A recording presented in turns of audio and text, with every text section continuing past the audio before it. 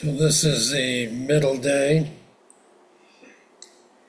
of this 5-day Sesshin, and it goes by quickly. So again, apply yourself as best you can. Yeah, Roshi Shinko had to go out to the barn because it looks like a storm's coming in, and she'll be a little late to the talk. She had to secure the horse. So this actually will be my last talk for at least a while. After the session, I'm planning on taking my sabbatical for about 3 months at least. Depends on how much I like it. Yeah, I don't think I'll have any trouble, but I'll plan on being support in the background to Roshi Shinko, what she's doing. So today I'm going to talk about the importance of Sangha, what Sangha really means, and what it means to be a member of a Sangha, and the value of Sangha.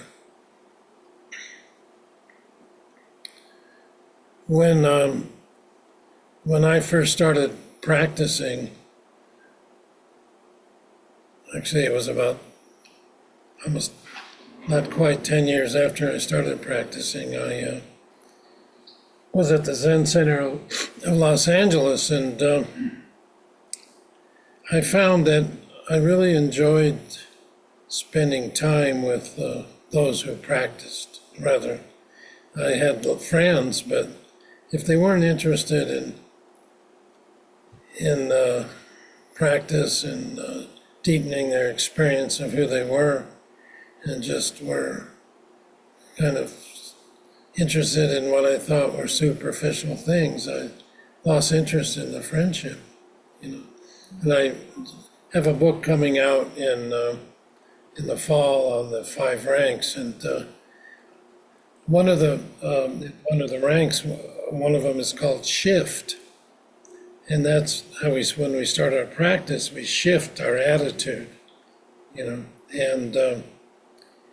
so that was one of my shifts. I said that I didn't particularly enjoy going to parties with people who got drunk and stoned just to annihilate themselves.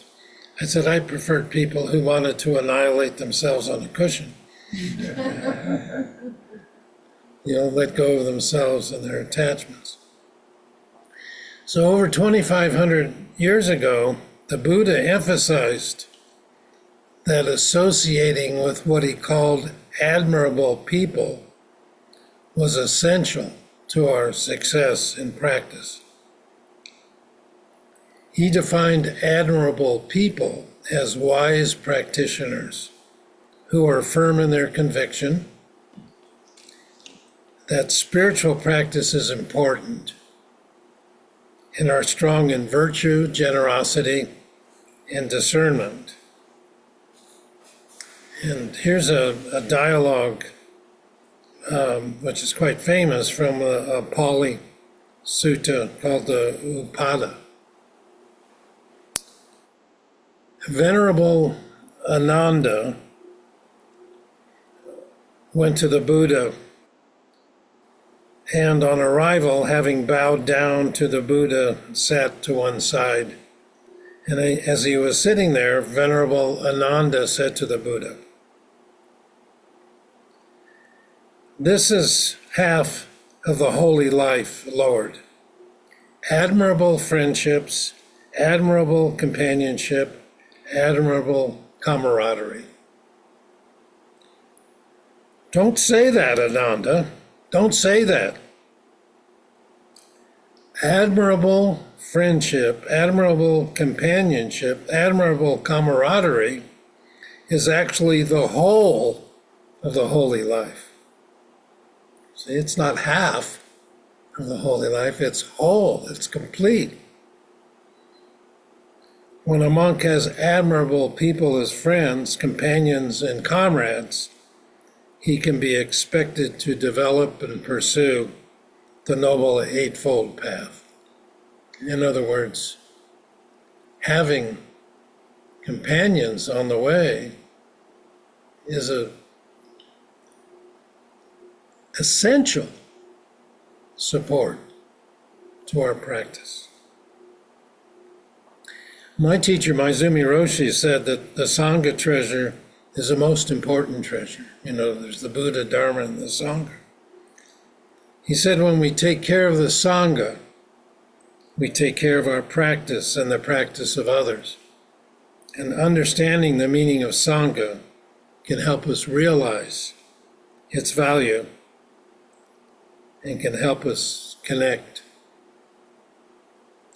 The definition of Sangha, a Sanskrit word, might be described as fellowship, community, company, or collection. It's the assembly of those who follow the Buddhist path. But in some traditions, Sangha only refers to ordained monks and nuns. But that definition has been expanded to include anybody who practices. Yeah. Sometimes it just means those who have taken refuge in the three treasures, and, such as having Jukai, but anyone who has an interest in turning inward for a lasting solution to their pain is part of the Sangha. Sometimes it's said that we're the energy of the people we spend the most time with. Whether we know it or not, we're in community. Unless we become hermits, and I don't think anybody here is a hermit.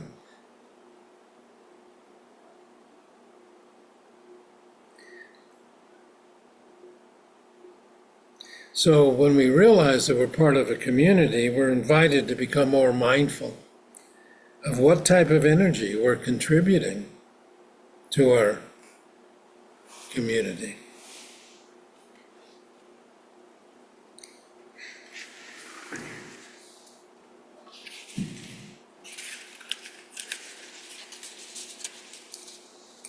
There's a ceremony of Jukai where a Zen practitioner receives the Buddhist precepts and sews a rakusu like this one. And during the ceremony, the preceptor says, "Truly we are the children of the Buddha." And as part of the ceremony, the practitioner receives a kechimiyaku, which is a chart of all of the ancestors from the Buddha to the present, including the person receiving the precepts. And it literally means blood lineage. And so truly one joins the family of the Buddha, which is the Sangha.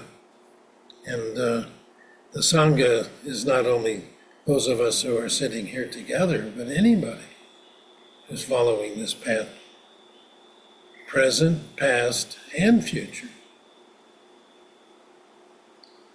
So I have a Gechi Miyaku given to me by Maizumi Roshi, and early on in my practice, I thought that my Dharma family was my true family.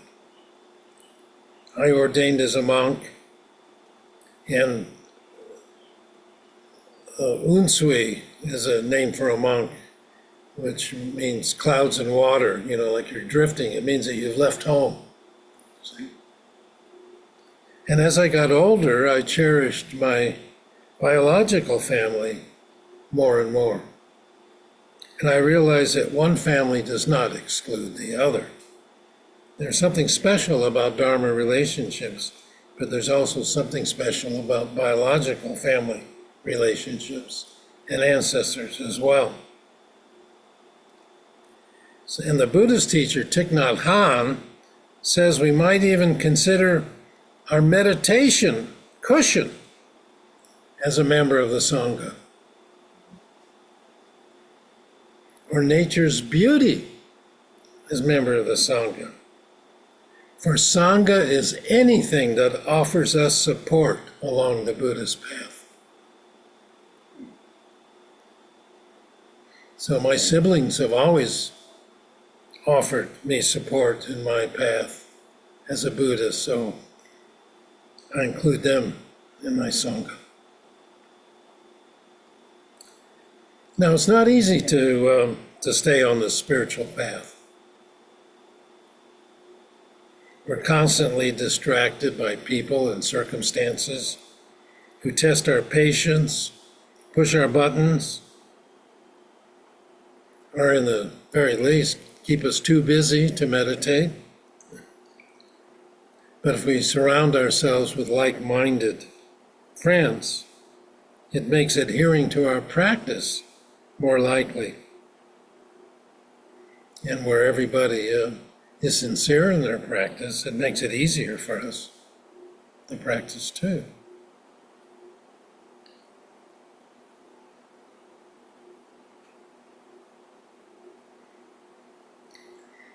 You know, I've had students come to me and says, I'm too busy to meditate, I don't have time. And I said, surely you can find 10 minutes a day to meditate. You must waste 5 times that amount of time every day. And they said, oh no, I'm too busy to meditate 10 minutes. So I said, well, in your case, you better meditate 20 minutes.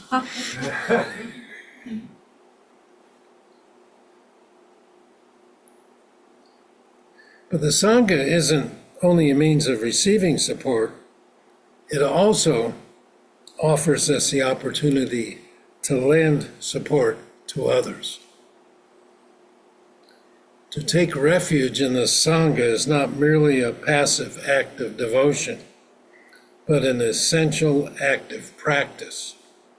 Learning and growing in community is a reminder that although the Buddhist path offers individual freedom, it's not only all about me.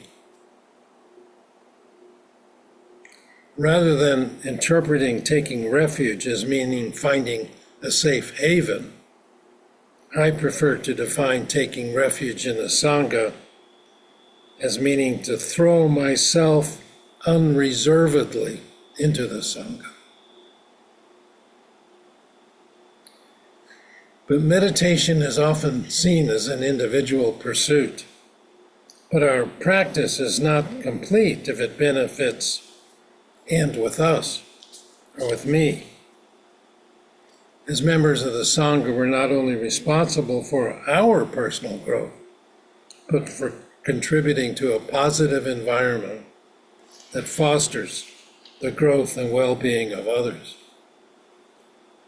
This spiritual fellowship serves as an antidote to individualism and self-centered focus as the root of all our suffering. This is one reason it is often said that without support of the collective, a practitioner won't go very far. I can't help but smile at the American ideal of the self-made man or self-made person. There's no such thing. No one can achieve anything in this life without the help of others.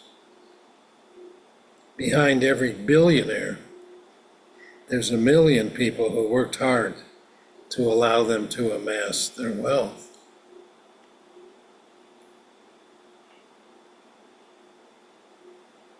So the Sangha is a mirror that we can hold up and look at our own practice. And in a healthy Buddhist Sangha, the overarching energy is mindful and aware, supportive and safe, compassionate and wise. There's no demand for perfection, whatever that is, but a loving expectation of growth when we see what might be called an imperfection in our fellow Sangha members, we might choose to see it as a gift, a way for us to learn patience and compassion. But injustices or transgressions are not to be ignored, but to be faced compassionate and compassionately dealt with, and then let go of, which is what I always encourage you to do when you start criticizing and judging yourself. Just notice it, be aware of it, look at all the energy around it, and then let it go.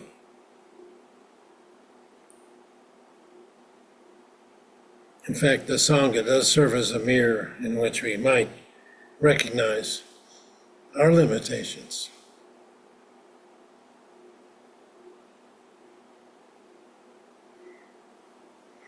So it's not just refraining what's called some people call the 10 misdeeds, which are the 10 grave precepts which we receive when we have Chikai. But if we become too rigid, then how do we compassionately act in the company of family or friends? And above all, the Sangha helps to coax open our hearts.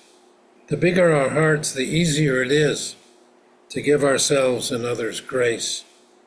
The Sangha is a playground at which we might practice seeing all beings as potential teachers, just as they are. The Sangha is a ground for transformation. You can only learn so much from books, especially if you're talking about a spiritual practice that has the capacity to transform your life. And the Buddhist tradition has countless aspects that can't be conveyed in a book, including the personal and dynamic interactions between teacher and student, learning how to move your body according to traditional forms that are meant to foster mindfulness, like how to enter the zendo, how to walk to your seat, how to bow, how to approach the altar, even putting your hands together in gasho, unifying. There's different kinds of gashos. I'm a bit sloppy sometimes, but the way I was taught is that the tips of the fingers are supposed to be even with your nose, and your elbows are supposed to be out, and there's supposed to be no space between your palms, and all of your fingers are touching one another. So sometimes your hands go like this.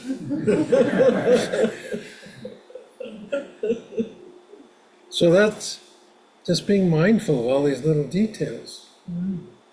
So, but there are other kinds of gashos, but that's the main gasho, that during service, when we bow to each other. And when we bow, the distance between our fingers and our nose is constant. They go like this. I've seen people that bow like this.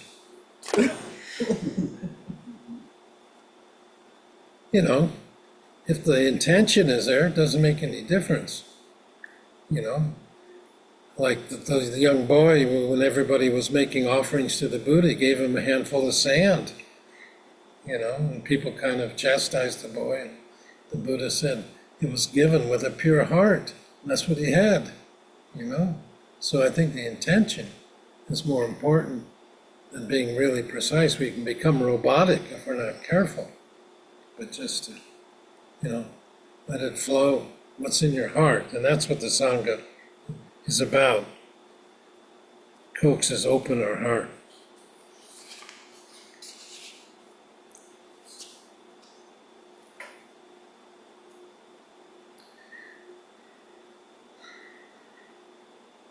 So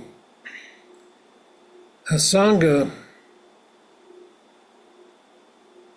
the practices a Sangha can expose you to participating in is very valuable. And the reason is that humans are social creatures, even introverts and misanthropes among us.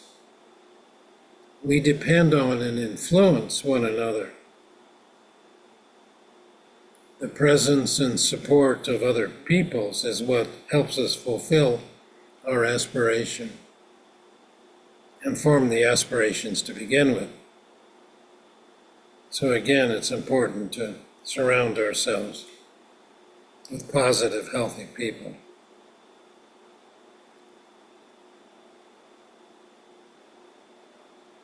And some of you have commented on occasion that how much more powerful your practice is when you're here at the Abbey in the Zendo than when you do it at home. I think there's some synergy, when you're on Zoom and you see the other people sitting together, it comes across the airwaves or the cables, whatever it is that connects you. But sitting together in the same space, the energy is palpable. Dogen talked about parental mind in his fascicle called Instructions to the Head Cook. And in the Sangha, it's important to have the caring mind of a parent toward everyone in the community. A parent, irrespective of poverty or difficult circumstances, loves and raises a child with care. How deep is love like this? Only a parent can understand it. A parent protects the children from the cold and shades them from the hot sun with no concern for his or her own personal welfare. As a parent helps a child, the parent helps a child deal with her fears as well.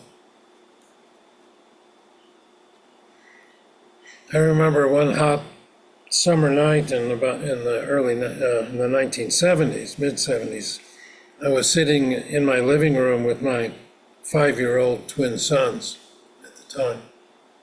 And the front door was open to cool off the apartment, and Sam kept going over and closing the door, even after I kept opening it up again.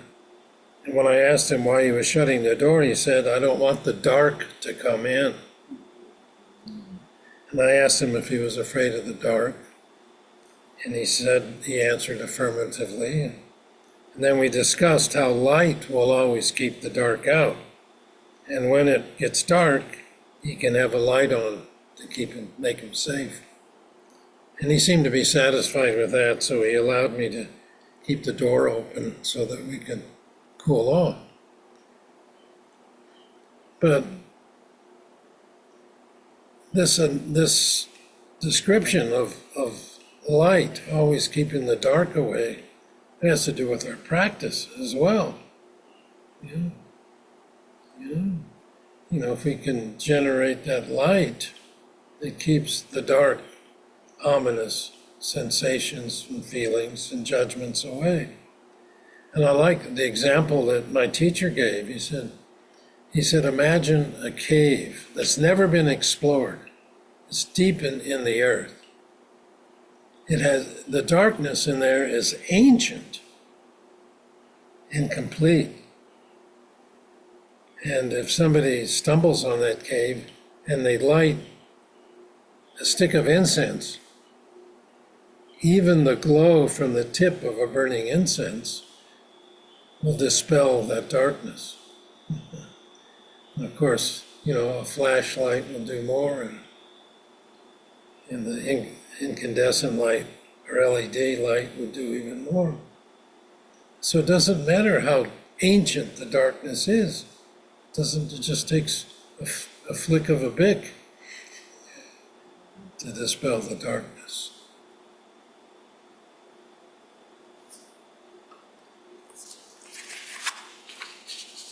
And Dogen said, when handling any affair in your life,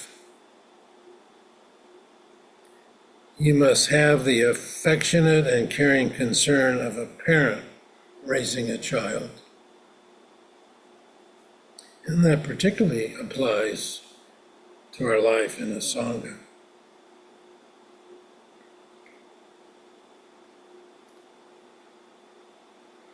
I'm going to read some comments from Thich Nhat Hanh about Sangha.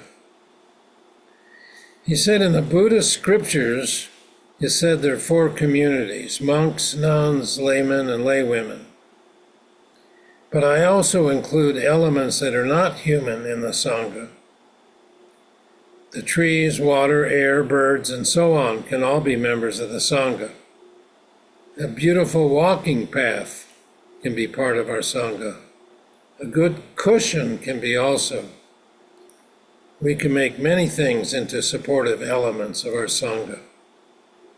The idea is not entirely new. It can be found throughout the scriptures. A pebble, a leaf, and a flower are mentioned in the Saddharma Pundarika Sutra. In this respect, it's said in the Pure Land Sutra that if you're mindful, then when the wind blows through the trees, you will hear the teachings of the 4 establishments of mindfulness, the Eightfold Path, and so on.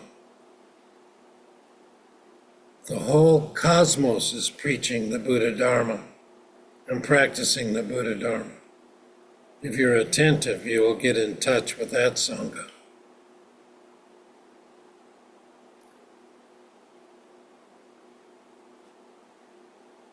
In my tradition, we learn that as individuals we cannot do much.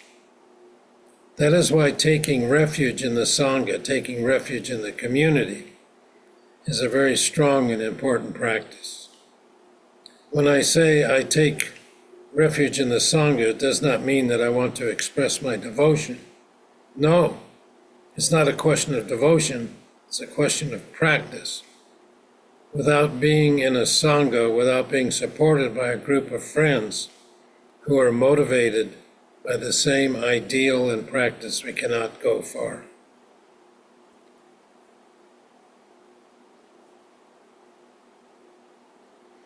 And so he goes on about how important it is to have the support of a Sangha. He says the Sangha is the soil and we're the seed. He said no matter how beautiful and how vigorous our seed is, if the soil does not provide us with vitality, our seed will die.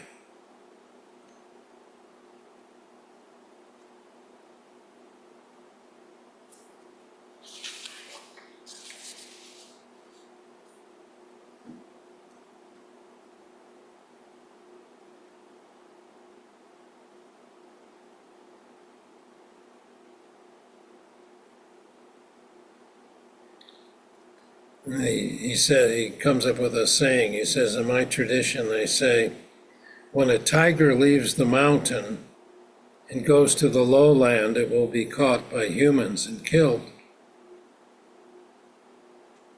When practitioners leave their Sangha, they will abandon their practice after a few months. He says, in order to continue our practice of transformation and healing, we need a Sangha. With a Sangha, it's much easier to practice. And that's what I've been saying.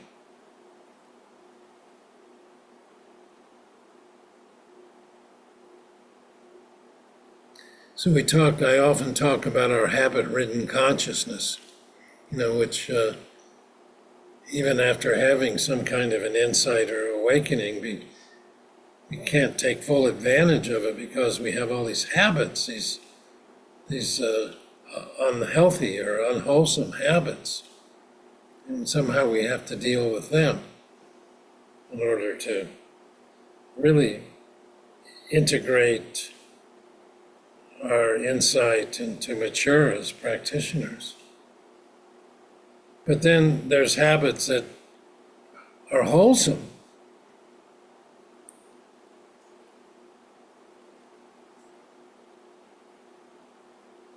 So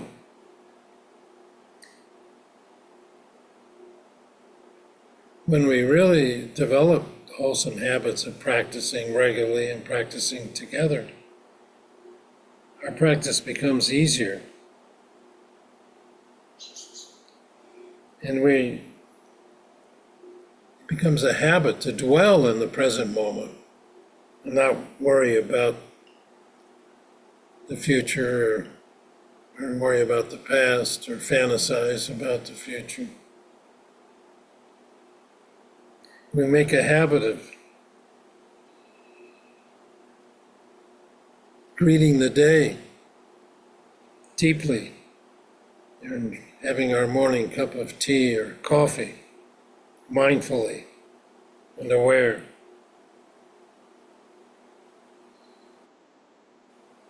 If we don't cultivate the habit of being in the here and the now, we're always running, and it's hard for us to stop,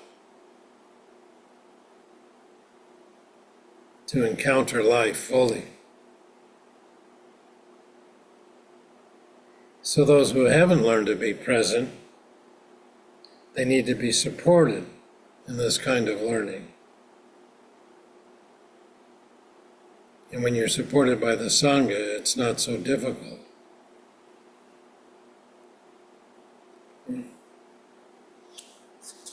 He goes on and on about all the virtues of the Sangha, but I think you get the idea.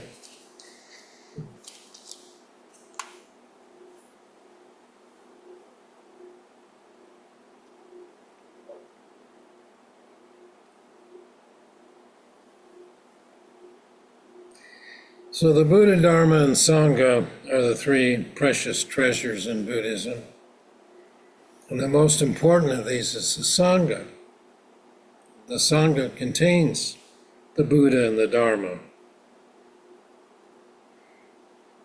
See, brothers and sisters in the practice are the main ingredient for our success. And we can't achieve it if we lock ourselves in a room.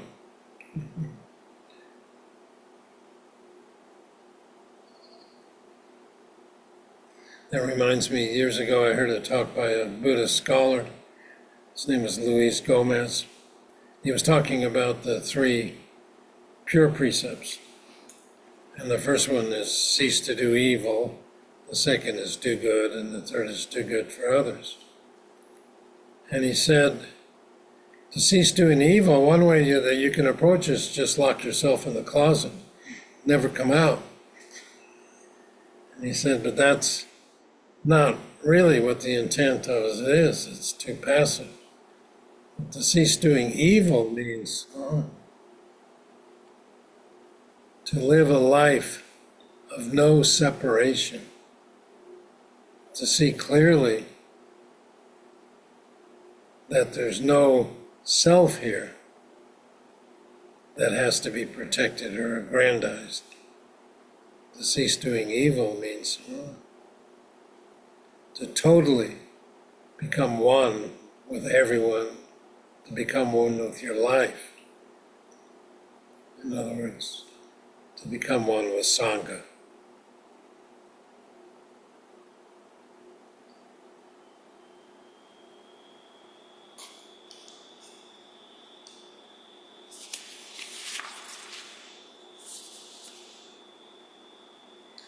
So, without the Sangha, I would not have been able to practice for almost 60 years. I would not be here today, and you would not be here today.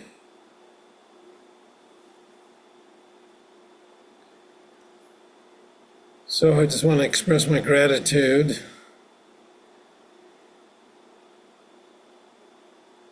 Like I said, this talk is my last one for a while. But I'll be handing the leadership of GMZC to Roshi Shinko and Yugen Sensei and Tetsudo Sensei. So please give them your support. And I know they will give you their support.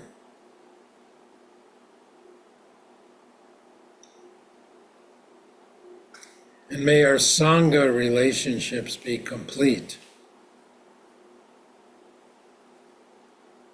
So what does that mean? May our Sangha relationships be complete. That means it's not lacking anything. It's not half-hearted.